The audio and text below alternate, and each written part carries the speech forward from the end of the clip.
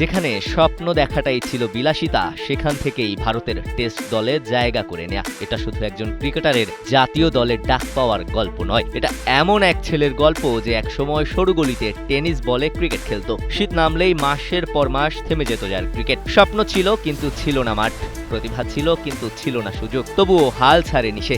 বছরের পর বছর সংগ্রামের পর একদিন একটি ফোন কল বদলে দিল তার পুরো জীবন। ফোনের ওপাশ থেকে ভেসে এলো সেই বহুল কাঙ্ক্ষিত খবর, ভারতের টেস্ট দলে ডাক পেয়েছেন আকিব নবিদার। এই গল্পটা শুধু একজন ক্রিকেটারের নয়, এটা বঞ্চনার বিরুদ্ধে জেদ, অবহেলার বিরুদ্ধে লড়াই আর স্বপ্নকে হার না মানানোর গল্প। ছোটবেলায় ক্রিকেট নয়, ফুটবলে ছিল আকিবের প্রথম ভালোবাসা। সরকারি স্কুল শিক্ষক বাবার পক্ষে শহরের একাডেমিতে পাঠানো সম্ভব ছিল না, তাই নিজের শহর, নিজের সীমাবদ্ধতাকেই বানিয়ে নিয়েছিলেন শক্তি। একমাত্র স্মার্ট সিটি বসুন্ধরা, আধুনিকতায় এক ধাপ এগিয়ে।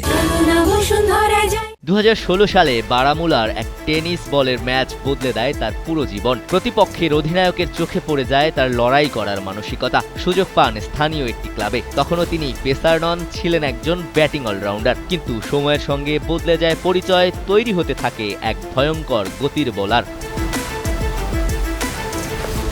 রঞ্জি ট্রফিতে অভিষেকের পর আর পেছনে ফিরে তাকাতে হয়নি আকিব নবীকে। একের পর এক উইকেট, একের পর এক ম্যাচ জয়ী স্পেল। 2025-26 মৌসুমে 60 উইকেট নিয়ে হয়ে ওঠেন টুর্নামেন্টের সর্বোচ্চ উইকেট শিকারী। সেমিফাইনালে বাংলার বিপক্ষে 9 উইকেট, ফাইনালে 5 উইকেট। আর সেই হাত ধরেই 67 বছরের ইতিহাসে প্রথমবার রঞ্জি ট্রফির শিরোপা জেতে জম্মু ও কাশ্মীর।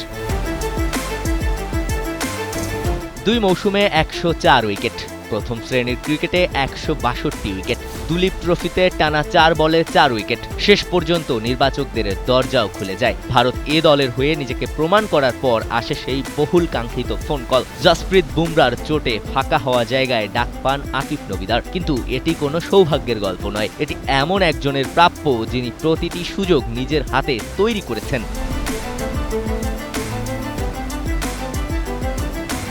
কখনো কখনো সবচেয়ে বড় স্বপ্নগুলো জন্ম নেয় সবচেয়ে ছোট জায়গাগুলোতে, যেখানে সুযোগ কম, সংগ্রাম বেশি। আর সেই সংগ্রামই একদিন বদলে দেয় একজন মানুষের পরিচয়। আকিব নবিদারের গল্প তাই শুধু ক্রিকেটের নয়, এটি হাজারো প্রান্তিক তরুণের জন্য একটি বার্তা। পরিস্থিতি আপনার ঠিকানা ঠিক করতে পারে, কিন্তু আপনার গন্তব্য নয়। দিবাকর চৌধুরী, কালের কণ্ঠ।